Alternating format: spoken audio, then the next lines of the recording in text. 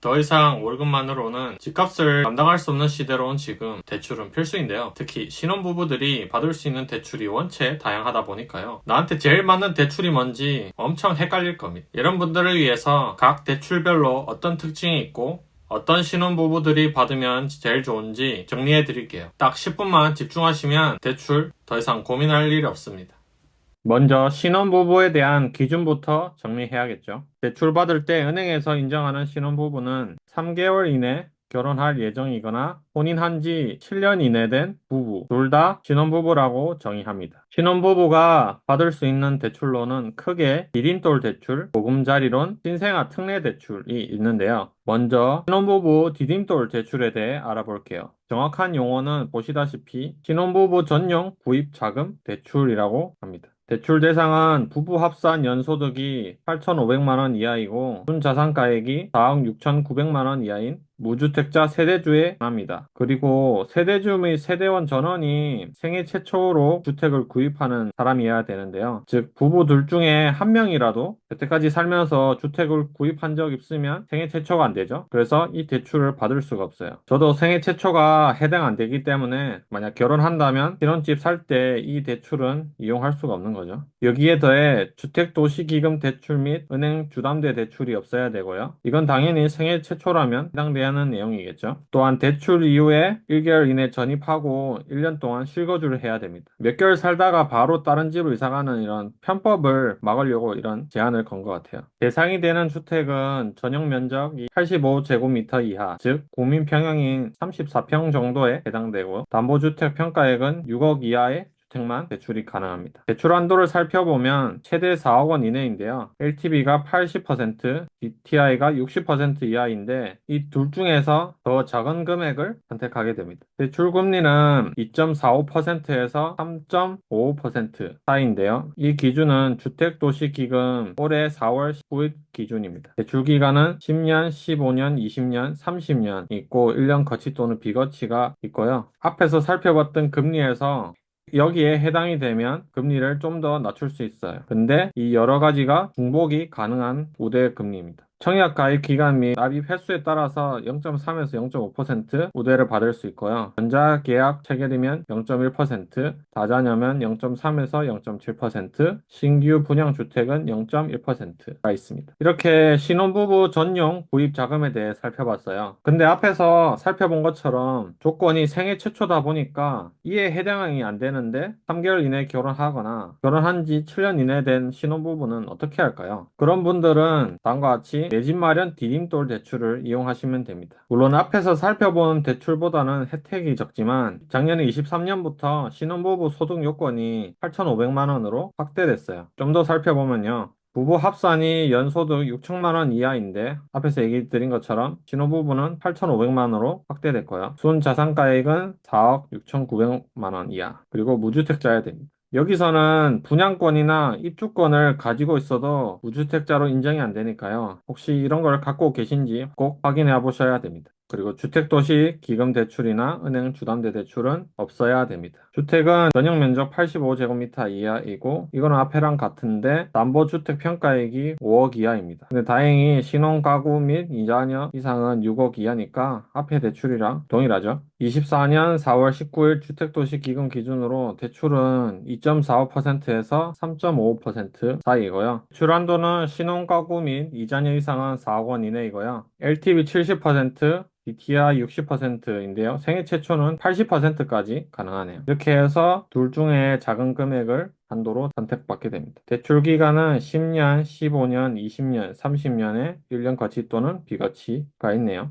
이건 앞에 대출이랑 동일합니다. 앞에서는 중복 가능한 우대금리가 있었는데요. 내 집 마련 디딤돌 대출은 중복이 안 되는 우대금리가 있습니다. 바로 연소득 6천 이하이거나 한부모는 0.5%이고요. 장애인 가구는 0.2%, 다문화 가정은 0.2%, 즉 이 세 가지 중에 한 가지만 받을 수가 있는 거죠. 그리고 중복이 가능한 우대금리가 있는데요. 이 네 가지는 사실 앞에서 살펴봤던 신혼부부 전용 구입자금 대출과 동일합니다. 다음은 보금자리론입니다. 특례 보금자리론이라고 작년 뉴스에 엄청 핫한 대출이 있었는데요. 작년에 금리가 워낙 높다 보니까 서민들 힘들 때 정부에서 이를 지원해주고자 나왔던 대출 상품이 특례 보금자리론이에요. 근데 올해 2024년에는 그냥 보금자리론이라는 이름으로 개편됐답니다. 사실 금리가 높을 때 유용한 대출이 지금과 같이 시중금리가 낮아지고 있는 추세에는 사실 큰 메리트가 없긴 하거든요. 근데 이 대출은 무주택자뿐만 아니라 1주택자도 가능하고요. 소득이 높아서 디딤돌 대출이 안 되는 신혼부부도 고려해볼 만한 상품이라서 제가 가져왔어요. 살펴보면 부부 합산 연소득 7천만 원 이하고 또 신혼부부는 8,500만 원 이하까지 됩니다. 근데 이 보금자리로는 좀 더 디테일하게 따지는데 1자녀는 8천만 원, 2자녀는 9천만 원, 3자녀는 1억 이하까지도 가능해요. 또 특징으로는 전세 사기 피해자는 이런 소득 제한을 걸지 않습니다. 그리고 앞에서는 순자산가액이 뭐 4억 6,900만 원 이런 식으로 걸렸는데 이 대출은 그런 제한이 없고 무주택자뿐만 아니라 1주택자도 가능합니다. 담보주택 평가액은 6억 이하인데요. 전세 사기 피해자는 9억 이하까지도 가능합니다. 대출 한도는 최대 3억 6천까지 가능하지만요. 다자녀나 전세 사기 피해자는 4억 원, 생애 최초는 4억 2천까지 가능합니다. 그리고 LTV는 70%, DI는 60%둘 중에 적은 금액을 선택하고요. 다음은 대출 금리로 4.2%에서 4.5%로 확실히 다른 대출에 비해서 금리가 높은 거 보이시죠? 그 대신 기간은 다른 대출에 비해서 40년에서 50년까지도 가능합니다. 40년을 선택했을 때는 만 39세 이하 또는 만 49세 이하 신혼부부만 가능하고요. 50년을 선택하려면 만 34세 이하 또는 만 39세 이하 신혼부부여야 돼요.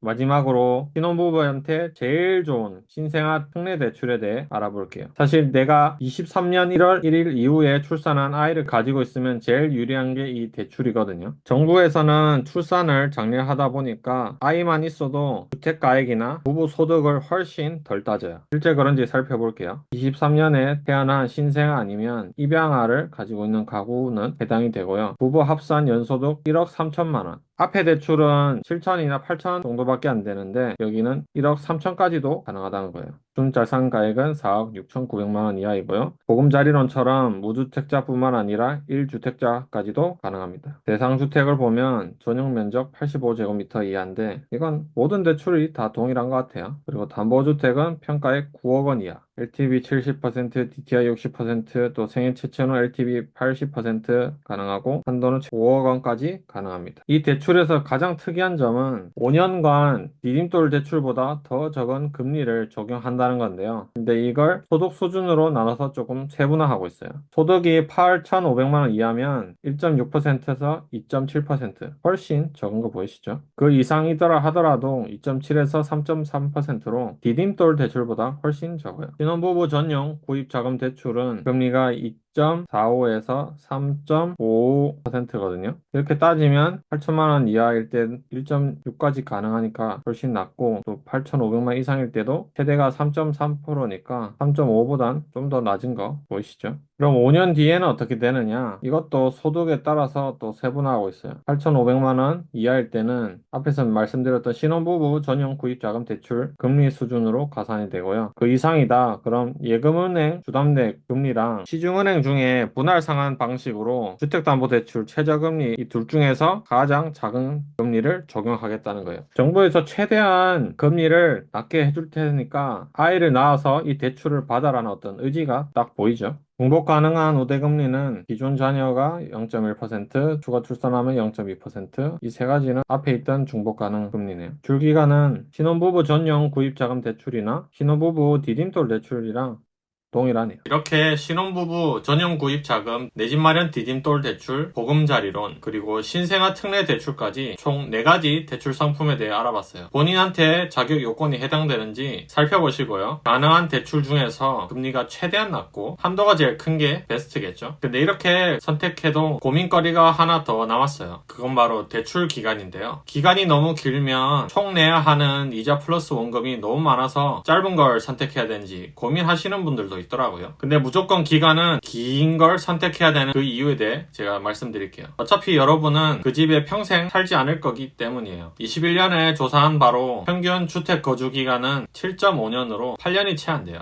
보통 자녀 교육이나 상급지로 갈아타기 위해서 이사가기 때문인데요. 이 말인즉슨 내가 굳이 빨리 대출을 안 갚아도 결국 집 팔면 그 돈으로 대출 상환한다는 거예요. 대략 8년까지만 거주해서 그 집을 판다고 가정해 볼게요. 그러면 8년 동안만 원금 플러스 이자를 내고요. 그 이후에는 매도한 집값으로 대출을 상환하는 거예요. 그러니 대출 기간을 최대한 길게 해서 한 달에 원금 플러스 이자로 내는 돈이 제일 적은 게 좋겠죠. 이번 영상을 정리해 볼게요. 23년 1월 1일 이후 출생아나 입양아가 있으신 부부들은 신생아 특례 대출을 받으시고요. 자녀는 없지만 부부 둘 다 생애 최초에 해당된다면 신혼부부 전용 구입자금 대출을 이용하세요. 나는 자녀도 없고 생애 최초도 아니다. 그러면 내 집 마련 디딤돌 대출을 받으시고, 나는 자녀도 없고 생애 최초도 안 되는데 심지어 소득까지 높다? 그럼 보금자리론을 이용하시면 되겠습니다. 그리고 이 4가지 종류의 대출을 받으실 때 꼭 대출 기간은 최대한 길게 하시면 되겠습니다. 감사합니다.